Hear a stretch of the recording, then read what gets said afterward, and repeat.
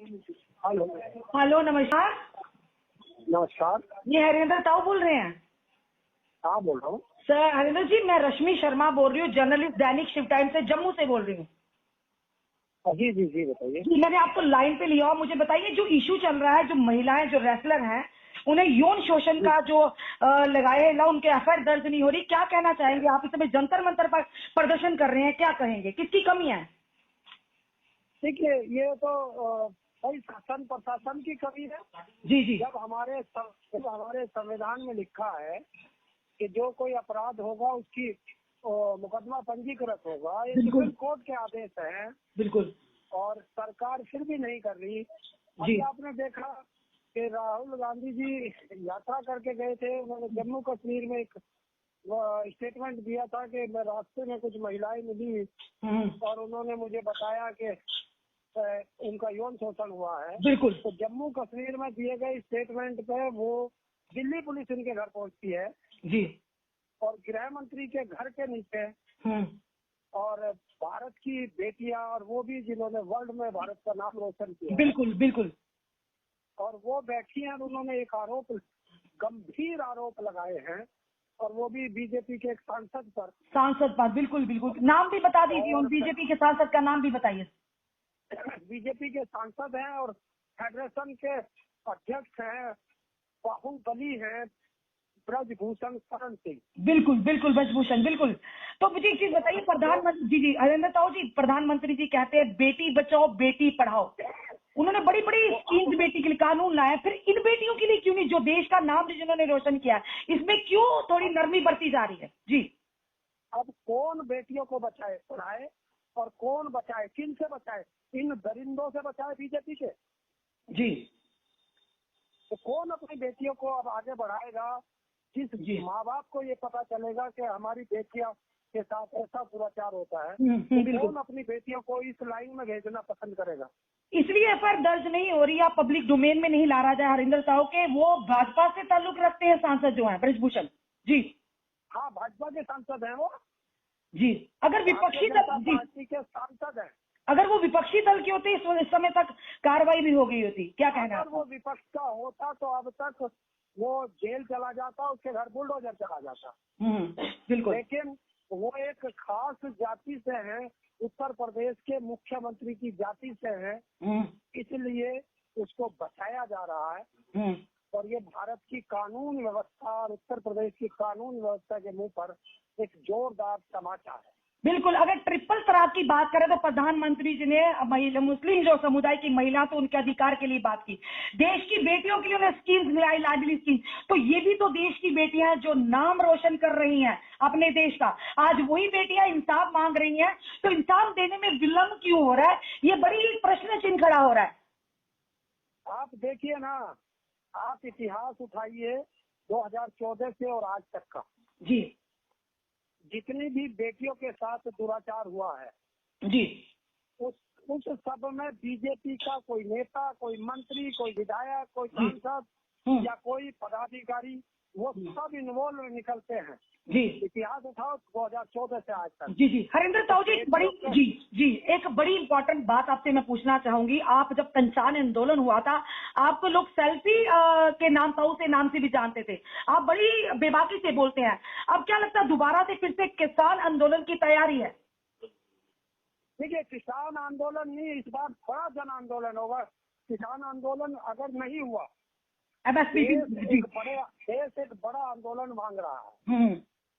और इन तानाशाहों के खिलाफ संविधान बचाने के लिए, लोकतंत्र बचाने के लिए, किसानों को अपनी जमीन बचाने के लिए, युवाओं को अपना भविष्य बचाने के लिए, महिलाओं को अपना सम्मान बचाने के लिए, और कर्मचारियों को अपनी पुरानी पेंशन बचाने के लिए एक आंदोलन करना पड़ेगा। बिल्कुल। हरिंदर ताऊ जी, सत्यपाल मलिक का जो बयान है जम्मू कश्मीर को लेकर, जब वो यहाँ के गवर्नर थे, उन्होंने एक बहुत ही बड़ा खुलासा किया था, जिसके चलते लगातार वो सुर्खियों में है।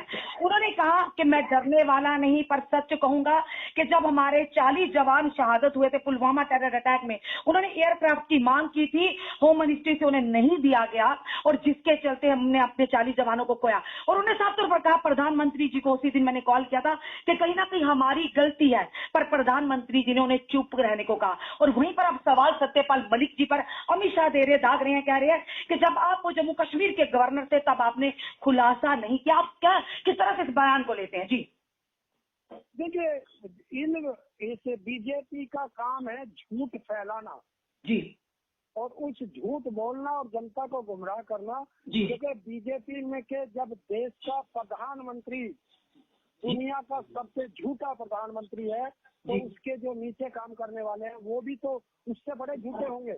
जी, ये प्रधानमंत्री के लिए आप कह रहे हैं धीरेन्द्र ताऊ, आप प्रधानमंत्री जी के लिए कह रहे हैं? मोदी को कह रहा हूँ, आप गूगल खोलो, हिंदुस्तान का कोई व्यक्ति गूगल खोलो और उसको डालो दुनिया का सबसे बड़ा झूठा कौन है। जी मैं साबित कर रहा हूँ जी, तो उसने झूठ बोला है। जी उसने झूठ बोला है देश की जनता। जी जी, हरिंदर ताऊ सुनिए, हम देश की बेटियों के साथ हैं, चाहे वो कहीं की भी हो, देश में कहीं भी हो। अगर आपको किसी भी तरह की अगर हमारे माध्यम से, मीडिया के माध्यम से मदद चाहिए, ऐसे लोगों पर शिकंजा कसना चाहिए जो देश की बेटियों को एक खिलवाड़ की चीज समझे, और वो बेटियां जो देश का नाम रोशन कर रही हैं। अगर आपको किसी भी तरह की मदद होगी, चाहिए होगी, हम उन बेटियों के साथ है जो अब धरने पर बैठकर इंसाफ मांग रही है। हरिंदर ताऊ जी, मैं उन बेटियों के साथ जब वो पहले धरने पे बैठी थी, मैं तब भी गया था। मैं अब भी उनके पास गया था। मैं आज भी उनको 2 दिन पहले मैं उनको कह के आया हूँ, तो मुझे सहारनपुर आना था, तो मैं उनको कह के आया हूँ कि कुछ भी हो जाए, ना किसी नेता के पास जाना है, चाहे वो बुलाए, चाहे सरकार बुलाए, किसी के पास नहीं जाना है। आप जहाँ बैठे हो जंतर मंतर पर यही बैठिए। सरकार को यहाँ आना पड़ेगा और आपके सामने झुकना पड़ेगा। बिल्कुल। और सत्यपाल मलिक जी के साथ आप क्या उनको क्या अपना समर्थन देते हैं, सत्यपाल मलिक जी को?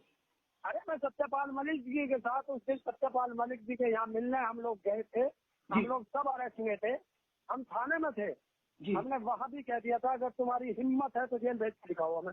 जी जी, चलिए हरिंदर ताऊ जी, आपका हरिंदर ताऊ जी बोलिए। एक सेकंड, वो झूठ बोल रहे हैं और प्रशासन से झूठ बुलवाया गया पुलिस से कि हमने अरेस्ट नहीं किया गया। जब उन्होंने अरेस्ट नहीं किया गया तो उस ग्राउंड से हमें सरकारी गाड़ियों में कौन लेके गया? बिल्कुल बिल्कुल, 6 थानों में 6-7 थानों में लेके गए।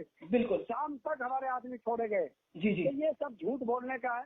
गृह मंत्री ने उस दिन झूठ बोला कि सत्यपाल मलिक जी ने क्यों नहीं बताया। जी, पहले जब वो थे गवर्नर, तो मैं बता कि ये 14 फरवरी 2019 को हमारे जवानों की 40 जवानों की शहादत हुई थी। बिल्कुल। और 15 फरवरी एक दिन बाद 15 फरवरी 2019 को इंडियन एक्सप्रेस को उन्होंने बाइट दी थी। छपा भी है। मैं गृह मंत्री को बता रहा हूँ कि झूठे गृह मंत्री, आप उससे देख लीजिए। जी, हरिंदर ताऊ, हमारे साथ जुड़ने के लिए आपका बहुत बहुत धन्यवाद। आपने हमें हमारे तक पूरी बात रखी। यानी अल्टीमेटली यही कहेंगे कि आप सत्यपाल मलिक जी के बयानों को समर्थन करते, जो उन्होंने बयान किया, आपको लगता है वो सही बयान दिया उन्होंने?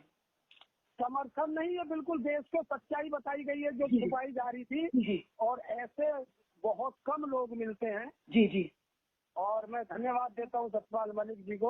उन्होंने तब जब किसान आंदोलन चल रहा था तब भी वो गवर्नर थे।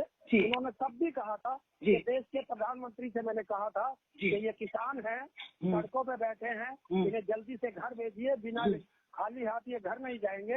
और उस समय हमारे 500 किसान शहादत हो चुकी थी। बिल्कुल बिल्कुल सर, बोले 500 किसानों की शहादत होगी। तो प्रधानमंत्री ने ये कहा था कि ये किसान क्या मेरे लिए मरे हैं? बिल्कुल, अब हमें उनके लिए मरना पड़ेगा। दूसरी एक बड़ी खबर, अभी 5 जवान हमारे शहीद हुए थे। बिल्कुल, जिसमें आग लगी थी उनकी गाड़ी में। बिल्कुल, देश के प्रधानमंत्री ने और गृह मंत्री ने संवेदना का एक ट्वीट तक उनके लिए नहीं किया। तो इससे बड़ी शर्म की बात बिल्कुल बिल्कुल देश में हो नहीं। हरिंदर ताऊ, धन्यवाद हमारे साथ जुड़ने के लिए।